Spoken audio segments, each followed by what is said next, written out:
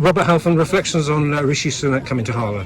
I was very proud that Rushi Sunak came to Harlow. I'm proud to support him, and I'll explain why if your Harlow allows. I think that he's got the right policies to get down our debt. We've got £80 billion of debt interest alone to pay. We've got £2 trillion debt overall. We've got to cut inflation so that prices aren't so high in the shops. And he's also going to help with the cost of living. £1,200 is already going to 8 million vulnerable families, many vulnerable families across Harlow, to help people with energy bills. He's going to do more on that if he becomes Prime Minister. But as everybody knows, the thing that I'm most passionate about in politics is education, skills and apprenticeships. And he is passionate about that. He said he's going to support and resource proper new technical colleges all over the country, working with FE colleges, introduce a wider curriculum from the age of 16 so people have a chance to do maths and English so they get good jobs for the future, but rocket boost our apprenticeship programme, and that's why I think I'm proud to support him, but I'm glad he came to Harlow. There's millions of places he could go to all over the country, and Harlow is on the map. You know, we have ministers come here all the time, and the fact that a Prime Ministerial candidate came here to Harlow, met Conservative members and activists and councillors, I think just shows how we should be proud of Harlow today as well. I asked him about solving the problem of the energy crisis. People have seen these bills and they've seen people like Martin Lewis say this could go up, and he says he hasn't got any answers. But what are the answers? Well,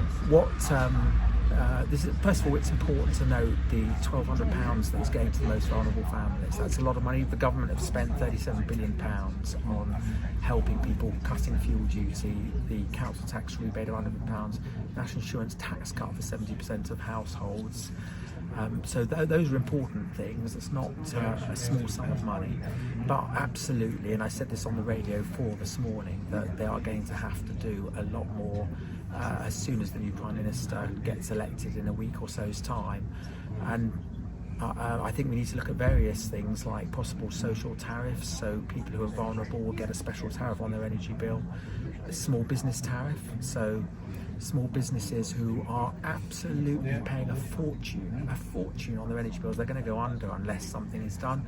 And I'd also like to see a special tariff for schools and GP surgeries and hospitals. I was speaking to my GP only a few days ago. His energy bills are going up many thousands of pounds. So what they're doing is spending money on energy rather than spending money on doctors and nurses, and that's not acceptable. So I will campaign for these things continuously whilst I'm in Parliament. I don't mind just some solutions. I don't mind what solution is, as long as it's sustainable and as long as it works, and it isn't just for 6 months and it's properly costed.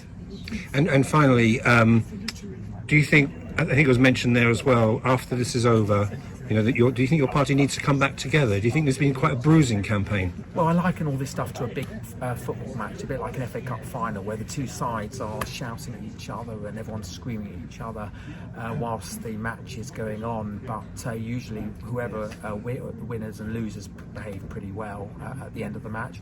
And I think what will happen is the party will come together, and I hope very much that whoever wins, that they'll bring people together, that the so-called shouting will be over, because actually the number one priority isn't about the Conservative Party.